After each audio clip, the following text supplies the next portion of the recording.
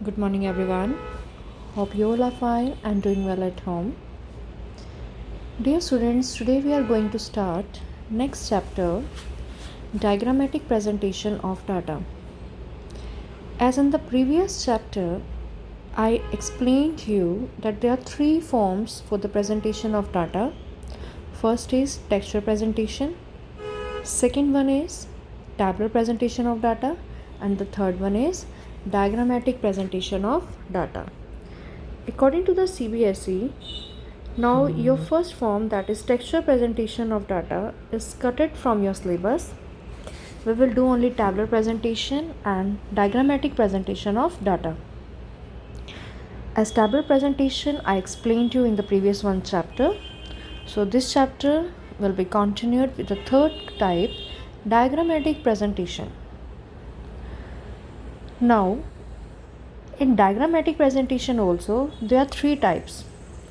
First one is geometric form, second one is frequency diagrams, third one is arithmetic line graphs. In first form, that is geometric form, there are further two types, bar diagrams and pie diagrams. And in this sixth chapter, we will do these two forms only. The next, frequency diagrams, that is histogram, polygons, ogive curves, these all we will do in the next chapter. Seventh one, arithmetic line graphs or time series graphs, that we will do in the 8th chapter. So let me start with the geometric forms, that is bar diagrams and pie diagrams. Now, what do you mean by bar diagrams? Bar diagrams are those diagrams in which data are presented in the form of bars or rectangles. Bar diagrams are those diagrams in which data are presented in which form, rectangles or bars. As you people have already done this bar diagram concept in your previous standard, like how to show bars in the rectangular form. Clear? Next, bars and its features.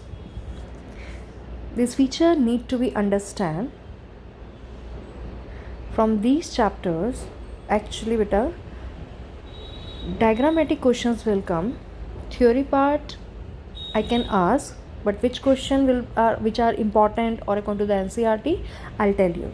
So this concept need to be clear first of all. Bars and its features.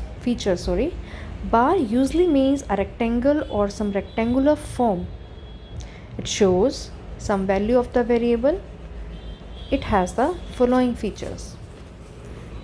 First one is the length or height of the bars differs according to different values of the variable. That is, length may be more or less, but breadth remains the same. What he said, that length may be more or less, it depends upon the variable, but breadth remains the same, the gap remains equal. Bars may be either in the vertical form or it may be in the horizontal form. Like this also we can show. This is the vertical form and this is the horizontal form.